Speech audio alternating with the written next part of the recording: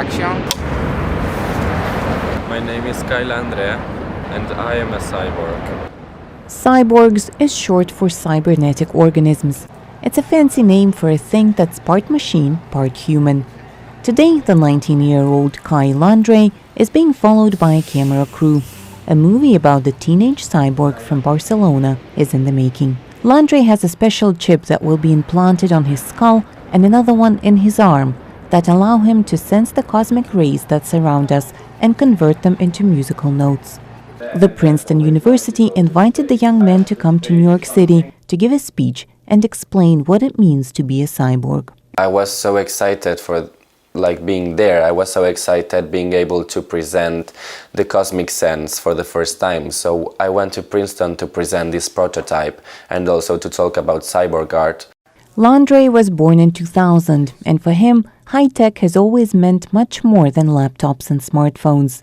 He got interested in space exploration and quantum physics, and later fell in love with music. So I started creating musical atmospheres and actually released an album that is space and everything like that.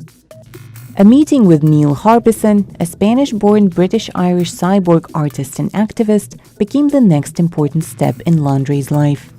Since birth, Harbison couldn't distinguish colors, but after he became the world's first cyborg and had an antenna implanted in his skull, he learned to see color, thanks to a special chip that reads the color of objects to the brain.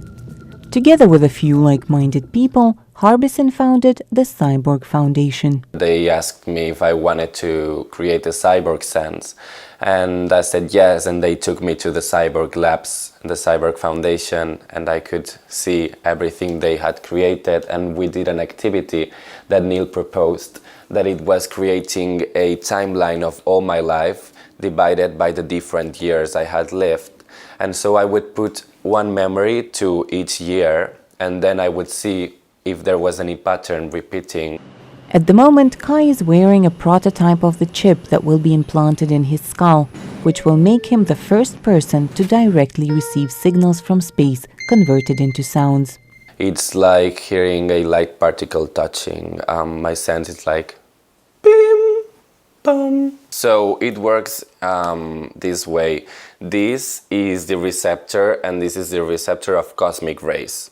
So in this chip, we find different parts. This part is a silicon photomultiplier, which is basically a chip that receives light particles. And what we do is we receive the light particle, the subatomic light particles that are created when cosmic rays fall into our planet. And it receives these subatomic particles, one particle for each ray, and it translates with this Arduino, which is right here. It translates each cosmic ray by energetic density into a different pitched note. It's mostly beautiful. I love being able to hear space. Landre says he is ready for this experience. He believes it is part of human evolution, part of exploring nature instead of conquering and destroying it. For Anna Nelson in New York, Anna Rice, VOA News.